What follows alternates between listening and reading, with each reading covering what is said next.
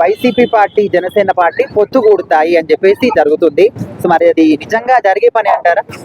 అంటే YCP party ఎప్పుడు కూడా జనసేన పార్టీ ఆల్రెడీ బీజేపీతో ఉంది కాబట్టి జనసేన పార్టీతో కానీ లేదంటే బీజేపీ పార్టీతో కానీ వైసీపీ పార్టీ ఎప్పుడు డైరెక్ట్ గా ఉండకూడదు కూడా. అలా ఉండాలనుకుంటే మొన్న ఎలక్షన్స్ లోనే ఖచ్చితంగా వెళ్ళిపోతుంది. ఎందుకంటే మనకి అసెంబ్లీ రికార్డు నుంచి తొలగించాలని చెప్పాను. నేను చెప్పిన వన్ డే అదే మార్నింగ్ చెప్తే ఈవినింగ్ తొలగించారు. అంటే నేను చెప్పానని కాదు, అది కాంట్రవర్సీ అయ్యే అవకాశాలు ఉన్నాయి కాబట్టి తొలగిస్తేనే మంచిది, లేకపోతే అది ఇంకా అది ఇష్యూ అయ్యే అవకాశాలు ఉన్నాయని చెప్పాను.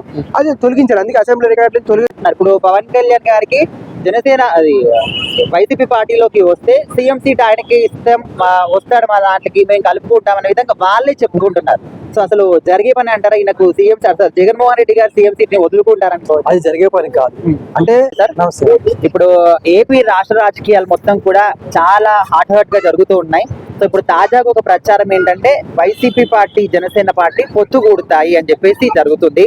సో మరి అది నిజంగా జరిగే పని అంటారా?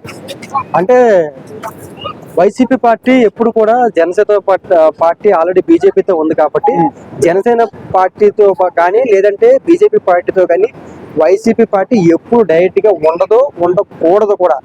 అలా ఉండాలనుకుంటే మొన్న ఎలక్షన్స్ లోనే ఖచ్చితంగా వెళ్ళిపోతుంది. ఎందుకంటే వైసీపీకి ఉన్న సపరేట్ ఓట్ బ్యాంకింగ్ ఏదైతే ఉందో అది చీలిపోతుంది. మీరు చెప్తుంది ఏంటంటే మొన్న అసెంబ్లీలో జరిగిన ఇన్సిడెంట్ బేస్ చేసి కొంత కాంట్రవర్సీ వచ్చింది. అంటే వైసీపీ వాళ్ళకి ఇది ఒక అవకాశం బాలయ్య గారు ఇచ్చారు, కామినేని శ్రీనివాస్ గారు లేపిన ఈ విషయం అనేది వైసీపీకి అస్త్రంగా మారిపోయింది.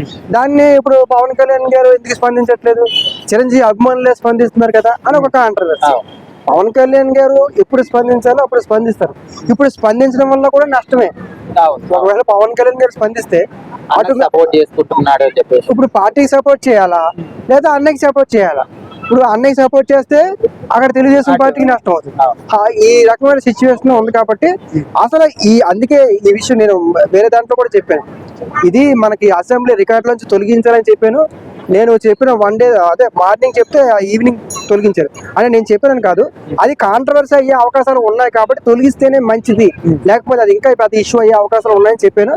అది తొలగించారు. అందుకే అసెంబ్లీ రికార్డు నుంచి తొలగించమని. ఇప్పుడు వైసీపీకి సంబంధించిన సోషల్ మీడియా పార్టీస్ అందరూ కూడా ఈ విధంగా అంటున్నారు. ఇప్పుడు పవన్ కళ్యాణ్ గారికి జనసేన అది వైసీపీ పార్టీలోకి వస్తే సీఎం సీట్ ఆయనకి ఇస్తాం, వస్తాడు మా దాంట్లోకి, మేము కలుపుకుంటాం అనే విధంగా వాళ్ళే చెప్పుకుంటున్నారు. సో అసలు జరిగే పని అంటారా? ఈయనకు సీఎం జగన్మోహన్ రెడ్డి గారు సీఎం సీట్ ని వదులుకుంటారనుకో? అది జరిగే పని కాదు. అంటే ఆఫర్ చేయొచ్చు లేకపోతే చెప్పొచ్చు, కానీ మాటల వరకు మాట్లాడుకోవడం అంత ఈజీ కాదు రాజకీయం అనేది. సో జగన్మోహన్ రెడ్డి గారు ముఖ్యమంత్రి సీట్ ని పవన్ కళ్యాణ్ గారి కోసం త్యాగం చేస్తారంటే ఎవరు నమ్ముతారు సమాజంలో? సో అది ప్రాక్టికల్ గా కాదు. కాకపోతే ఏంటంటే పవన్ కళ్యాణ్ గారు స్పందిస్తే అది బాగుంటది అనే ఉద్దేశంతో వీళ్ళు ఇంకా రెచ్చగొట్టడానికి ఒక స్ట్రాటజీ దాన్ని కంటిన్యూషన్ చేస్తున్నారు. సో ఇప్పుడు పవన్ కళ్యాణ్ గారు ఏదైనా మాట్లాడనుకో, ఇప్పుడు దాన్ని బేస్ చేసి మళ్ళీ అది విషయం మళ్ళీ తెలుగుదేశం పార్టీకి రావచ్చు లేదా చిరంజీవి గారికి రావచ్చు. సో ఇది అన్నదమ్ముల మధ్య వివాదం కూడా గ్యాప్ వచ్చేలాగా ఉంటది. కానీ అది అంత మెచ్యూరిటీ లేని వ్యక్తులేం కాదు, వాళ్ళు చాలా మెచ్యూరిటీ ఉన్నారు. కాబట్టి ఇక్కడ కింద కాంట్రవర్సీ అనేది మొన్న TV9 లో కూడా ఆయన ఇంటర్వ్యూ ఇచ్చారు. సో ఇవన్నీ కూడా చెప్తారు. ఎందుకంటే వాళ్ళిద్దరు విడిపోవాలి అన్న కాన్సెప్ట్ లో వాళ్ళు ఉన్నారు.